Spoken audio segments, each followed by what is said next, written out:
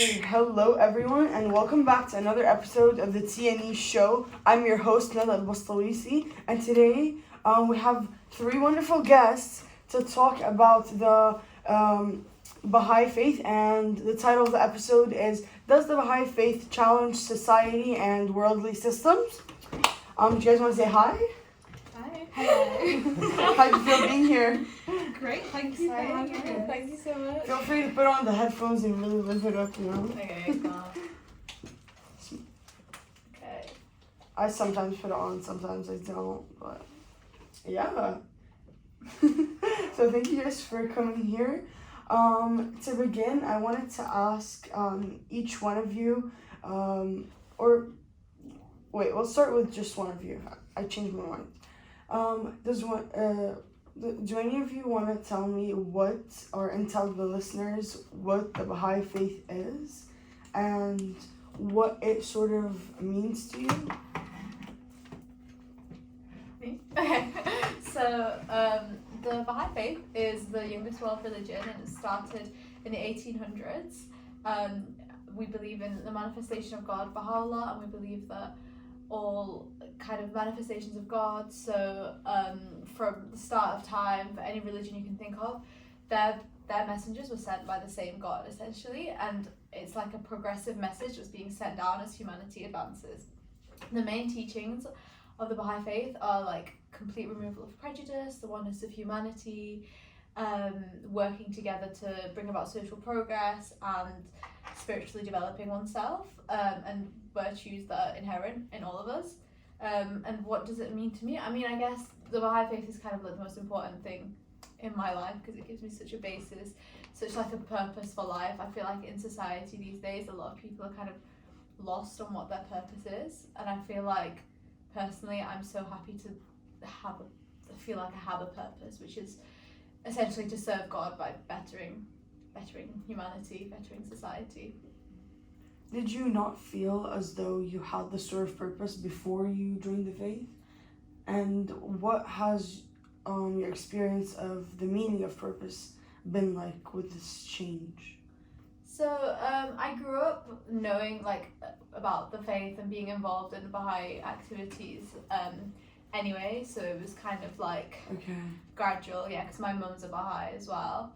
But when I guess kind of since I became a Baha'i, like formally, it was actually 5th of May, so it was a few days ago, 3 years ago.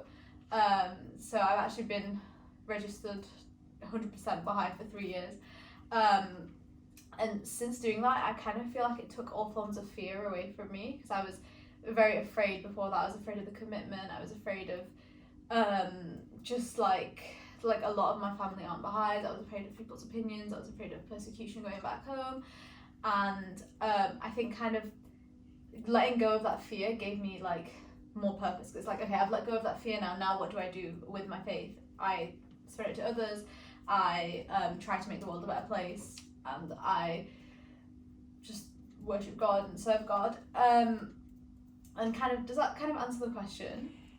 Yeah, it does. Thank you. And I'd like to ask you about your fear of persecution, but a bit later on in the episode. Okay. Yeah, I want to ask our other two guests to sort of share their experience with the faith, when they joined, what it's like for them, and how do you guys feel that this faith sort of challenges certain societal norms or systems that we have in place?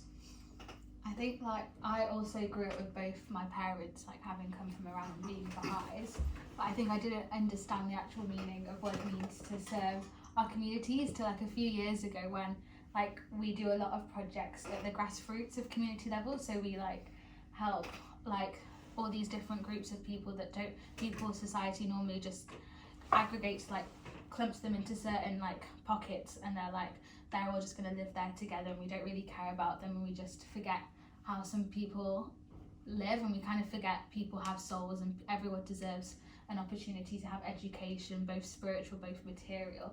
And I think it's quite nice to work with also children and younger youth and actually understand that they all have such hopes and visions, but sometimes society says like, oh, they can't do that because of their demographic or because of like their economical background. But actually, like when you get to talk to these people and see the passion that they have, or help them find like service and find joy in other things. Like it's actually quite nice to be part of that. That's wonderful. Thank you for sharing that. Okay, do you want to share your experience? Yeah, of course. So I'm actually a third generation Baha'i, and it was my granddad that actually converted in the 1960s. He was in Pakistan when he did that. Okay. So I've grown up in a Baha'i family. My dad's grown up in a Baha'i family as well, and Baha'i ideals and like family norms as well. But in terms of society norms, I feel like the biggest way the Baha'i faith challenges that not necessarily in this country, but mainly in Pakistan, is the equality between men and women. That's one of the biggest ways that he challenges those norms. Can you tell us more about that, please? Yeah, so in a lot of Pakistan, there's not much equality between men and women, but in the Baha'i faith, that's like a very high priority, and it's kind of like a change in culture, really, I'd say. And how, like, what does that look like in the real world? How is the push for equality done? I think it would, like, as in like you said in Pakistan, something that you know is being challenged by the Baha'i faith is equality. But how is that happening? Like, how is that being pushed for? Action wise. In Baha'i families, you mean, or just? Oh, so you mean within like the families? Yeah. Okay, So it starts off in right. the families, yeah, Okay. and then so like, I mean, if a lot of people looked up to that, then yeah, the culture would change as well. Yeah. So. I mean, it's important to start like at the family unit, I guess. So that is one way to do it. I was just wondering if there was a certain movement or a project or so. That's why I asked. So, when did you become a Baha'i faith follower? So also like in the Baha'i faith, they recognise the age of youth as someone when they turn 15. So that's when you can like have the opportunity to explore and decide if you want to declare as a Baha'i. So that's what I also did. So like you can grow up Baha'i, but it's not like you're 100%, like it's still your own choice. So my own choice was when I was 15. Okay, but was your family part of the faith? Yeah. Okay. Yeah, also through like my great granddad, I think. Okay. Well, that's not the case for you, is it?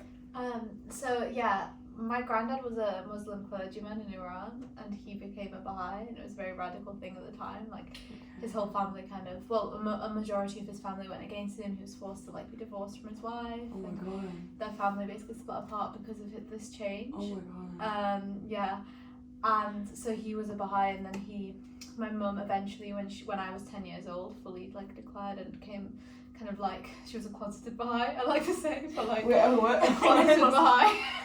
It's a term that I've used quite a lot. She was a closeted Baha'i until I was about 10, so only like my dad and like her dad knew that she was a Baha'i, and then so when I was about 10, she formally declared to everyone. And then like we started going to activities, we started getting to know the faith, and obviously I also had a choice, and she also told me that like if both parents are Baha'i, you kind of assume like the kid will be as well, but when only one parent is a Baha'i, it's a tougher decision, because I didn't want to like, a lot of my family are against the Baha'i faith because of what happened with my granddad and how he like kind of basically switched and went against that social norm and went against his whole upbringing, and basically so I was kind of like investigating until I was about like 14. When I was about 14, I knew I was a Baha'i like in my heart, and I told quite a few people. Like, I had to tell my friends at school, and I would tell like family members who like I trusted and stuff. But it wasn't until I was 17 where I formally I let go of all my fears and I declared, because and wrote my name down and joined the Baha'i community formally. It was kind of a big step. It sounds like it. Can you tell us a bit more about your grandpa and how he came to find out more about the faith, and how it was for him to change, why he decided to change, etc.? So he was searching for the truth for years actually, and he was a Muslim clergyman, but I feel like he was looking for like more, like he was looking for like obviously he thought the answer would be in Islam, so he was like reading every like Islamic text, like reading so much into it. He had a period of time where he'd like cut off contact with everyone and just study for hours and days and months and whatever. And eventually one of his friends got in contact with him and told him, come, I found your answer. And he was like, let's disprove the Baha'i faith together. Little did my granddad know, his friend was tricking him. He was like, he wanted my granddad to look into the Baha'i faith so he would become a Baha'i. So his friend had already become a Baha'i. And he was like, yeah, let's disprove the Baha'i faith together. Baha'i trap. Literally. So he read a book, he went to the library, he read a book called the Kitab-i-Iran, which translates as, you mean, a book of certitude. And in the morning he started reading the book, and by the afternoon he was a Baha'i. And his friend, who originally became a Baha'i, was eventually executed by the Iranian government, which is quite sad. That's quite sad. It's very sad. Yeah. And my granddad as well, eventually, like, my grandparents were forced to divorce because they were both from very Islamic families. My grandma moved to the UK with my mum, and then my mum grew up here most of her life, and she went back to Iran eventually. But yeah, my granddad was also under a lot of persecution and prison and like mess. But yeah, that's kind of the story. But yeah, it was a massive step for him. Like it was like crazy. Like what he did was, in that day and age, wow. Like anyone who sees that will be like, wow, I can't believe he did that. Yeah, you know? It sounds like it. And did you ever get to speak to your granddad about like his decision or why he wasn't a closeted Baha'i like you say? Not really. I guess when you have full faith, it doesn't matter. Like, as in, like, I've not spoken to him about it, but I assume that when you have full faith and full dedication in something, it doesn't matter what anyone else thinks. Like, fear doesn't matter, and I guess it depends on the circumstances. My mum obviously didn't tell anyone for a while because of her circumstances, but he at the time felt as though he could tell everyone and it would be fine. And how did your grandma feel about the whole situation? Terrible. She hates the Baha'i faith. Oh really? She heavily dislikes it Mhm. because of that. Yeah. Because of that, okay. Yeah. Because I was wondering whether it would be like, it sucks that society is this way and it makes us split up, or Yeah. if she sort of took it as, no, this is the evil like thing. She took it as that. Yeah. Yeah. Have any of you guys had circumstances where your faith has kind of got in the way of personal relationships, whether in your lives or your families and friends' lives? Yeah, I have. Yeah. So when my granddad converted, his wife, so my grandma, she couldn't read or write, so she remained a Muslim. Because in the Baha'i faith, you have to make your own opinion after reading the text and everything, and you have to believe in it yourself. But yeah, so she remained a Baha'i, and then her kids, so my dad and Wait, his sorry, she siblings- remained a Baha'i? I think you confused. Yeah, she was a Muslim. Yeah. You said she remained a Baha'i, my mistake. No, I said sorry. Yeah, she remained a Muslim. I'm sorry, I was just making sure we're on the same yeah. page. Sorry, yeah. And then her kids, so my dad and his siblings, 3 of them were Baha'is, and then 1 was a Muslim.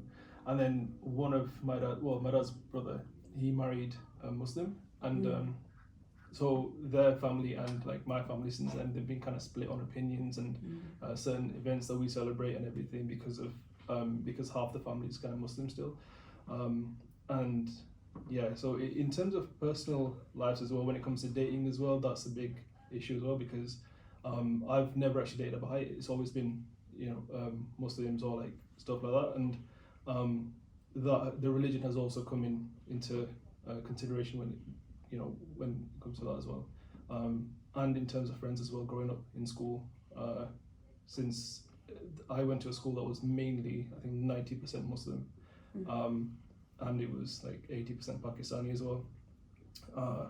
And when people found out that I'm not Muslim, it was kind of hard for me to deal with because like some bullying came into play, and kind of got caught off by some people as well. But yeah, but you live and learn, innit? So yeah. Thank you for sharing. Yeah, that's really awful. Did do you at any point think, oh, like, you know, I just want to integrate and like change because of the pressures around you? Or were you like, I need to leave? Or how were you thinking about the whole situation? Oh, never, nah.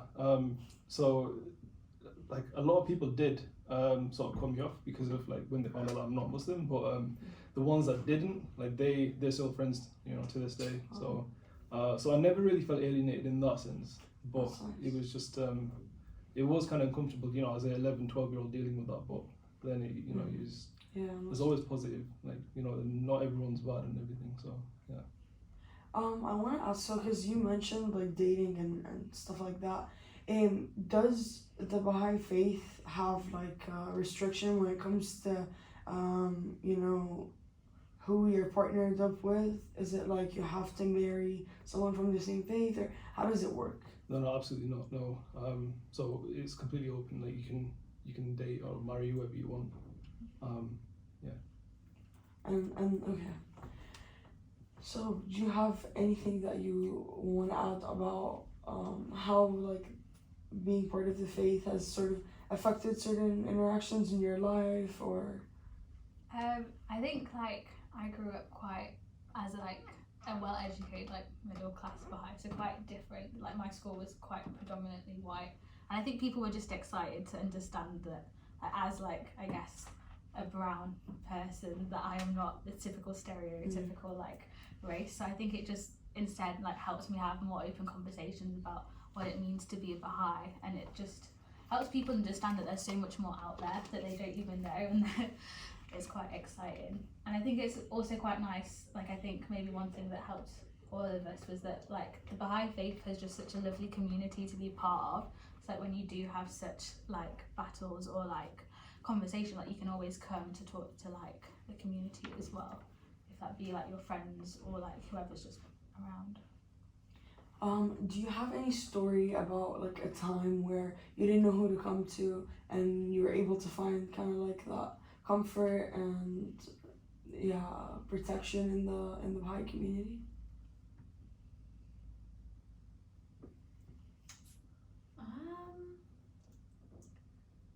I think. Let me think. This is a really big question. I think all of us, obviously, like Ida said, in our lives, we've had challenges, and it's always been the Baha'i community that's managed to help. But I guess not the Baha'i community like explicitly, but the Baha'i writings are very, very hopeful. Okay. And they have a very big emphasis on happiness and on joy and on gratitude and appreciating today and on appreciating other people and being kind to other people, and it's just a very helpful kind of way of thinking, if that makes sense. So for me personally, if I'm like down and if I was to, for example, read a Baha'i text and it's like I don't know, like don't sorrow, God will give you like everything that's destined for you. There's this one quote that's like, don't sorrow if in this, I'm paraphrasing it terribly, don't sorrow if in this world things that have been contrary to your wishes occur to you, because the most beautiful like heavenly worlds are destined for you and you will like 100% like in the future attain them. And it's like the most hopeful thing ever. And if like you're ever feeling down, it's like that's there to kind of comfort you. And there's like so many Baha'i writings, like there's many books that have been written by the like founders of the faith and the key figures essentially, that have the most hope and the most joy in them. And yeah, it's a very beautiful concept. And just kind of like being around Baha'is, also just kind of being in Baha'i environments because of that guidance, because Baha'i environments are built around the guidance of joy and love and kindness. For me, it makes my heart happy. If I'm having a bad day, like just, and I have like I go to like a Baha'i community event or something, it just fixes everything. It's like easy fix. That's so cute. Yeah. I wanted to ask, because you were saying the founders of the religion, so is this like a man set religion, or I hate that phrasing, human, not man. Is that like a human structured faith, or do you like believe that it's like sent from a higher power, or is it both, or what's the situation? So I think I got confused on what man's, but we believe in like God as the higher power, Okay. and that their revelations come through like prophets, Okay. and then the founder of the Baha'i faith was called Baha'u'llah, and then before Baha'u'llah came the Bab, who we call the gate. Sorry. Oh my god, just whack that. Who prophesized, who prophesized that Baha'u'llah would come and would come with this revelation that would change humanity. And then from that, through generations, like his grandson became the guardian of the faith, just to protect like the way it's passed around, and so people don't take it into their own words and miscommunicate. But there's also now an administrative order that just helps regulate the like faith and make sure everyone's okay, basically. Yeah, I don't know if you know that. What does that administrative order look like? Oh, okay. So at the local level, we have something called a local spiritual assembly. So for example, there's the LSA of Sheffield, Yeah. for example. What is it? Okay. Shout out to LSA of Sheffield if anyone's watching. So, like maybe just. I better get paid. And then, sorry, what were you gonna say? I was gonna say, like, I think like as Sarita will explain like the way it goes.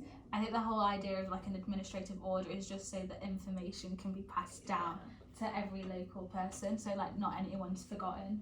Yeah, so it's less. Well, I'll explain the kind of like the way it's built first of all. So we've got the LSAs and we've got the National Spiritual Assemblies, and they are kind of come under the Universal House of Justice, which is kind of the highest. Like, if we need guidance, that like is the closest thing to like what God has said, is Universal House of Justice, because they will It's like the pray a Ask lot Jeeves of the about Baha'i it. faith. Yeah. So basically, it's like the way it's described, like or the way you guys are describing the faith is that there is a higher power. It is like sent. It's not like people just within themselves deciding, but there are people put in place with certain rules to make sure that like everything is fine with like the people of the community.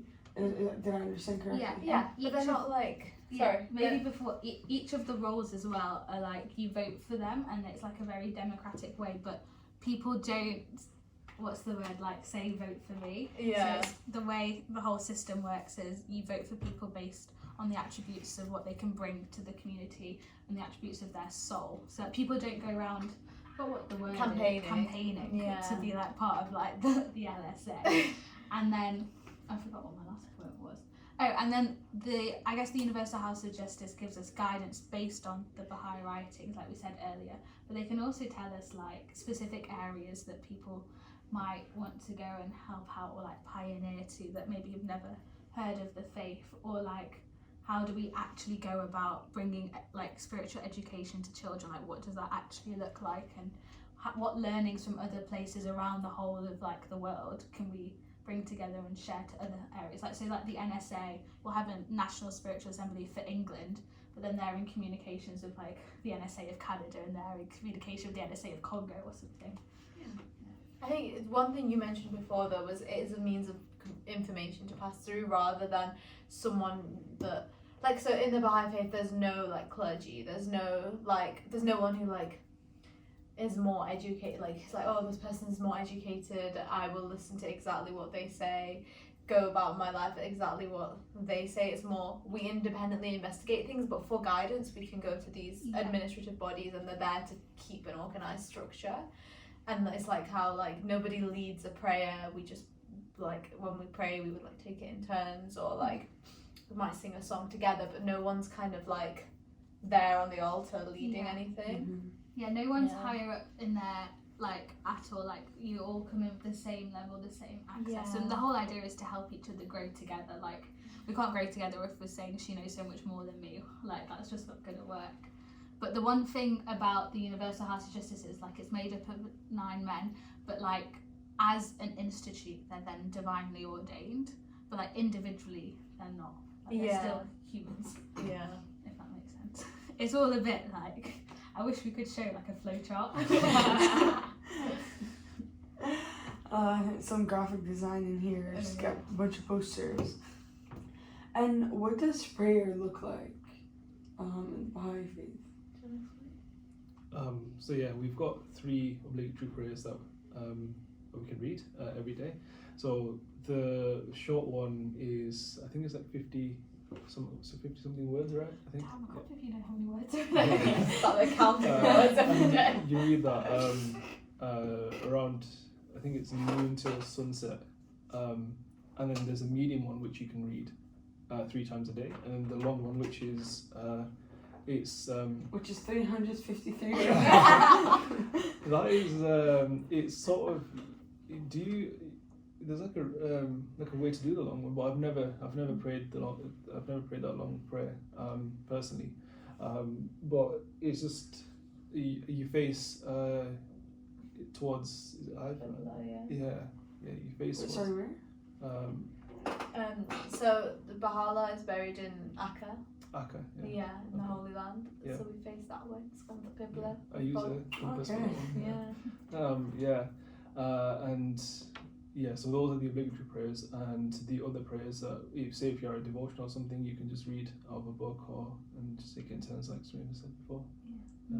Sorry to add on, maybe like even in a simpler term, like I think my understanding of prayer, at least in the faith, is just communication with God, and like how like you can just like for a second detach from the world, and like as like we said earlier, like it's a way to be grateful, it's a way to like ask for like courage, or like ask for like or like be grateful for the love you have. And there's also like we were also saying there's specific prayers for like, there's some obligatory prayers, there's also prayers that have been given to us for like specific circumstances, such as the passing of friends, or for like weddings, I don't know. We've got a lot of like specific prayers ones, and they've just been given to us to help us like understand and communicate with God, I guess. And are these things that like you just say, or is there like a physical attribute to it, or is it both? For the obligatory prayers, then there's like actions that you'd have to do, especially for the long one, like prostration, or like lifting hands up in worship. Before like general prayers, like I just said, like if you're at a wedding and they say a prayer for success of the marriage, you don't have to do any actions. The actions mainly for the obligatory, like the daily prayers that we'd say. Okay, so coming back to the point in your story about, fear of persecution for this faith, how does that affect you? In what ways is that occurring, or is that a thing? The fact that someone's faith could cause them to be persecuted. So from the start of the Baha'i faith, essentially, there's been persecution of Baha'is, especially in Iran, and that's still ongoing. But I guess like at the start it was more like execution. Now it's more to do with like imprisonment, or like having businesses closed down, houses are raided. But then there's still like there's still a lot, and it's not just Iran, it's like a few other countries as well that are doing this, and I guess it's just something that I guess we've learned to live with. I think maybe That's like awful. one thing that's nice is some of the stories of like around in the 1980s, where like young women were like hanged for like believing in their faith. Like the reason, like I think they understand that they're giving their life up for something much more, so we can like share their stories, we can understand how much they've gone through, and like we live on, like they live on through us, and how we can share it. So I think they somehow knew and were so wise back then, and still now, to like go through all of it. That's really memorable. It's awful that even has to be like the case, though. It's completely inhumane, but it's good to see that people are standing up for what they believe in, despite the backlash and the struggle and the violence, and we see it in Iran, like especially today, with everything going on, and the murders, especially of women, and all the protests that are going on, and you can see how there's so much like anger and so much like I'm done with you, like I'm sick of this. Enough is enough, you know. And I would like to hope that we're moving towards more justice, at least in some ways. What do you guys think? Yeah, I think we are. I think that society's advanced so much since the last 100, 200 years as it is. Since the start of the Baha'i faith, like we had a very special key figure in the faith was a woman called Tahira, who like she unveiled herself and she said, now it's like a new day. I don't need to, as a woman, I shouldn't have to be forced to cover my face. And this is signifying that the kind of break, that this is a new faith, this is a new era. And I mean, since that thing was so radical for her to have done in Iran back then, but now, like, you know, how many women do you see, like, just freely, like, showing their hair, for example, and It's a huge thing. it's massive, and it's, like, something that's, like, completely normal here. Like, everyone's, like, freely wearing what they want, but over there it's so different. And I think, I guess the whole concept of, like, covering your head, I guess I respect it a lot, because it's something that's comes from religion, it comes from Islam, but when it's forced upon someone, when the actual, like, the reason they're doing it isn't actually clear, they're just doing it just to follow the law, it doesn't make any sense. Why would you force, like... It's bodily autonomy. Yeah. And exactly. if it's, like, religious freedom, right? If, like, you want to do that, you want to cover yourself, whatever, or not just religious freedom period, you know? Yeah. If you want to cover yourself from head to toe, you should be able to. If you don't, then, well, there's that. So yeah, it's exactly what you said. It's not about the hijab itself. It's not about the head covering itself. It's about the fact that it's forced, and that it's forced by a government. So it is a legal obligation when it's a personal matter. Yeah. I think like the last time I went back to Iran, I was 12, and as we were going to the airport to then come back to England, like one of the guards like stopped and was like, "Why is she not wearing a hijab? Like she's got to be covered up." And I was like, "Whoa, like, this is like 12 years old." I don't know if I've gone back since. So that's right. Yeah. What else do you think the Baha'i faith does, or in what ways does it exist,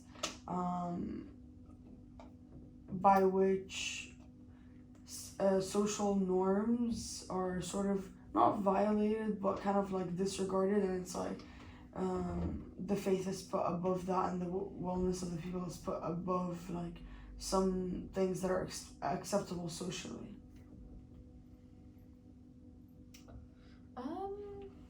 I think just seeing the good in every person and seeing their potential, and we live in such like a gossip culture. Like, oh my god, did you see what she did? Oh my god, this is like just dramatic, a very dramatic gossipy culture, fault finding, backbiting, and that's completely like a sin in the Baha'i faith is to backbite, because we say backbiting quenches the light of the heart, it extinguishes the life of the soul.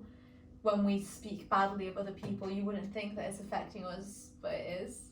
And it affects them, obviously, it affects society, it affects the unity of the world when we badmouth other people, even to their faces, not just behind their backs. And that's something that as Baha'is we try not to do, because we're not supposed to do it. Yeah, like we think that everyone is born able and we all have the opportunities to learn and grow. Yeah, and just like building on from that, one kind of project that's inspired by the Baha'i faith I'd like to talk about is a junior youth spiritual empowerment program. So like the junior youth age is between 11 and 15 we see it as, and it's a time when like young people obviously are very impressionable, they're changing, but as society sees them as kind of a problem at that age. They see them as like they're lost, they're like badly behaved, they're just up to no good, they're always causing trouble. But the way that we're taught as Baha'is to see them is with their inherent nobility in mind, and with the fact that young people have so much power to make positive change, and with the right tools, with the right education, that can be made possible. And the junior youth program is like open people of all faiths, no faiths, and it's only a Baha'i inspired thing. A lot of people who are like involved with it aren't Baha'is either, which is kind of just showing how we're kind of like we trying to be outward looking and not just like focusing on people of our own religion. But and maybe to add on to like between youth and youth, like I think we see it in society so much more youth today are sticking up for all these problems that society's not been able to fix, and the Baha'i faith really centres and understands the power of youth and how it can support people like us about getting these messages out, how we do support all these groups, all these minorities as well. So I think that's quite valuable.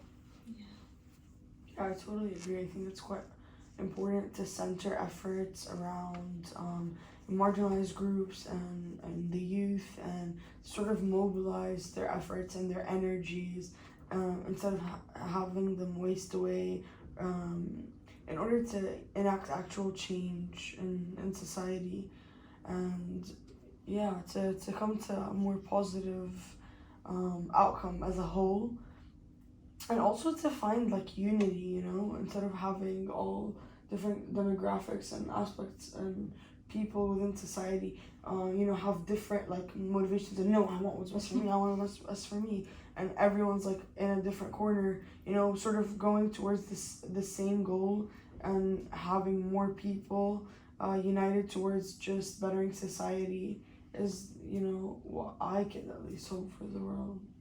And I think like also like we don't just like we work with all sorts of communities, like whether like marginalised or not, or like also age dependent. Like we work quite a lot with the older people because they're still humans, and I think one of the main principles of Baha'i faith is understanding that we're all spiritual beings as well, and that means everyone. So like we can't just be like, I'm just gonna go work, like talk to this person today, just that's it for the rest of it. Like the idea is to go and spread this to everyone, and that everyone has an option. Do you guys have any personal experiences about how this faith kind of helped you with something really tough, or I don't know, got you through a crisis, or anything else that you want to share about the faith and your interaction with it? I could say like growing up, to be honest, like the situation that I grew up in, and the town that I grew up in, the school that I was in, my friends and everything as well. And I could say that being a Baha'i, it kind of helped me stay on a path, to be honest, because a lot of the people I grew up with, they're spiritually lost. They wouldn't go to mosque or anything either, but having said that, like they would tell their families that they were going to mosque, and then they would go and do illegal stuff, like they would do criminal activities and stuff like in school as well, and then what was different in ours, like in my family, was that my dad was like he's a massive inspiration for me as well. Like he came from the same culture as well, so obviously so I always felt that I was different to everyone else, and that I don't have to do everything that they do. So there could be other ways to achieve that, but for me that was it, because when I was growing up, I was kind of like the person that was easily led astray, and like I would be like a sheep for everything, like in literally every situation. I would follow others, so being a Baha'i kind of helped me stay on a path. Thank you for sharing that. And I think I liked what you said, like that was important, that it was important that you said there are other ways to do it, because I'm very much for the lack of religion does not equal lack of morality or anything like that, but yeah, it's nice that you said that there are other ways, because spirituality I think is important, period, regardless of what that looks like. It doesn't have to be a religion or a group or whatever, it could just be you by yourself in nature. But you said that this is the way like that helped you, and that was special for you in your journey, and thank you for sharing that. Absolutely. Yeah. Anyone else? I feel like I'm like a teacher and I'm like, what's the answer? We're just like looking at each other, who wants to go? Do you have anything to say? I think one just main thing that like the faith helped me is like when like my grandparents passed away. It was quite nice to not think of it as just like they've gone to like a grave, like that's it, they're gone. But it's quite nice to think of like how they have souls and their souls can still progress, and it's like I can still like, I don't know, like, people always have like their different views on like what life is like after death, and probably my own view is still construed by like people's like you like how people know me like there's always angels looking after you, but like I feel like they're angels with their souls, and I think like a lot of the writings help me understand that like what it means to actually have there is like life after death, weirdly. That's very interesting. It's like a concept that I think about all the time. You know, I go between feeling like, okay, you know, if there's like heaven and hell, there's some sort of like righteousness or justice, because, you know, in this life there's so much injustice, and like I can't feel comfortable knowing that, you know, people that have hurt so many people don't even get any sort of I don't know, some sort of, what's the word? Like punishment? Yeah, I guess. But then and then the others would like find like a place of peace finally. But then other times I'm like, but what if it's not that like black and white, you know, the whole like heaven and hell, and like where do people go? And sometimes I'm like, is it just over like when it's over? And so yeah, it's interesting to hear like your thoughts on it and your take, and yeah, that must be like a nice thing to think that it's like, oh, you know, these people that I cared about, they're not just gone, like there's like some material like soul to them that's still thriving, hopefully.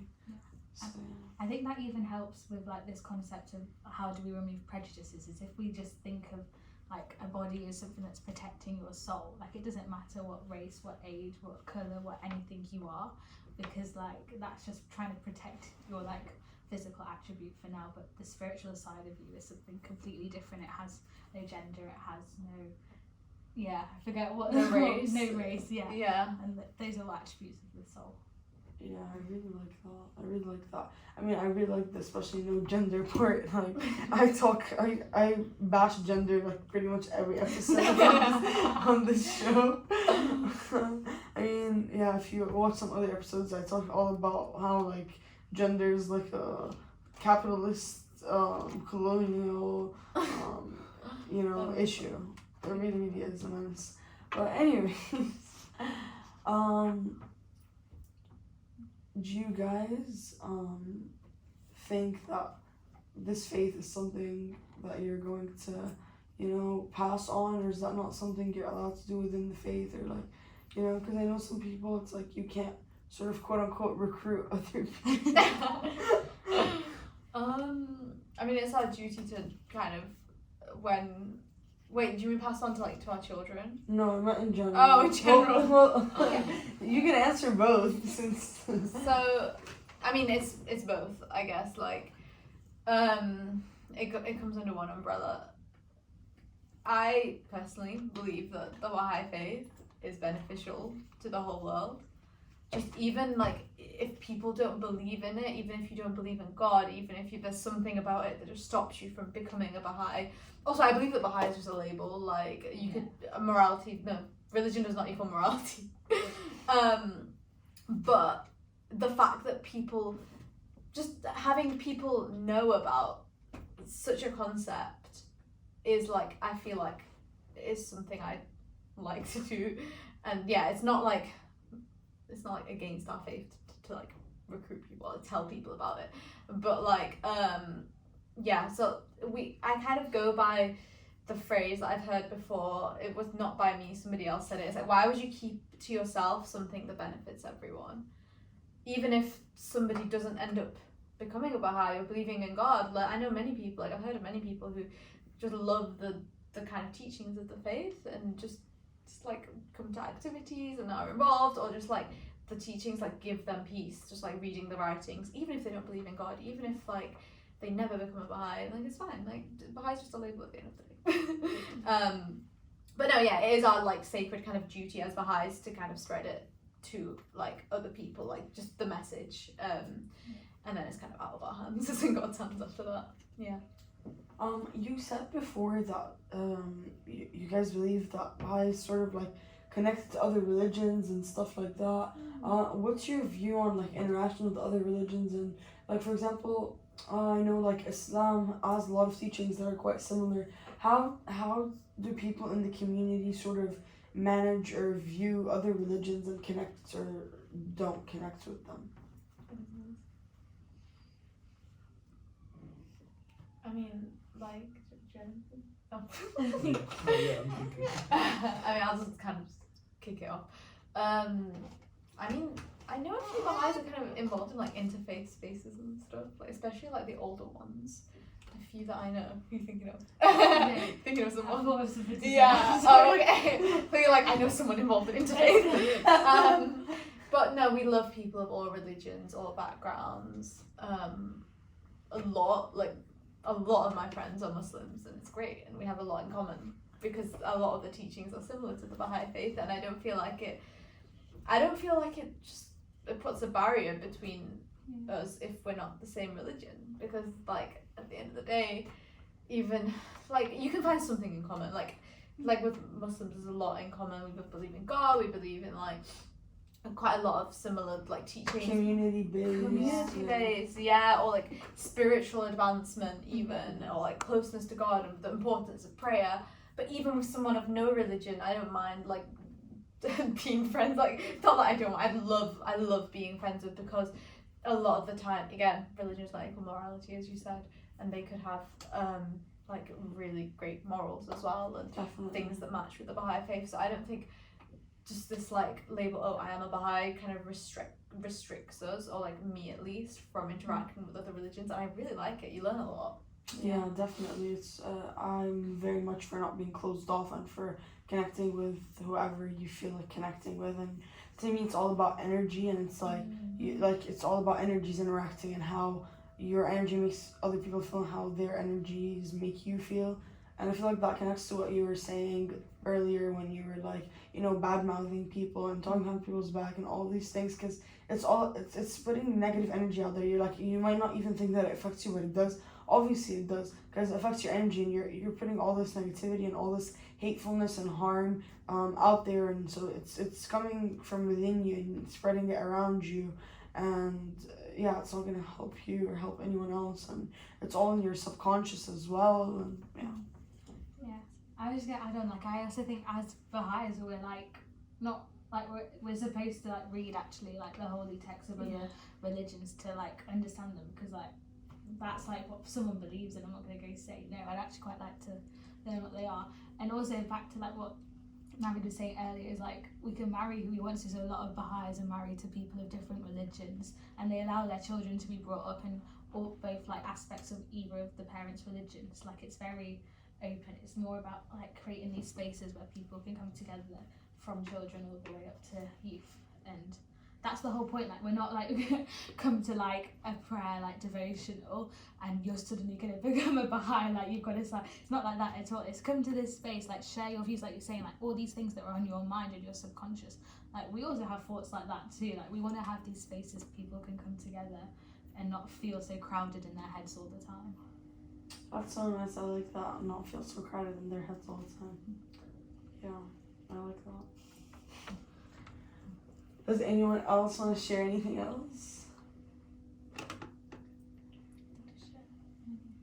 Okay, well then I'm gonna end it on that note, because it was very nice. Thank you so much for having us. Yeah, thank you so much for being here.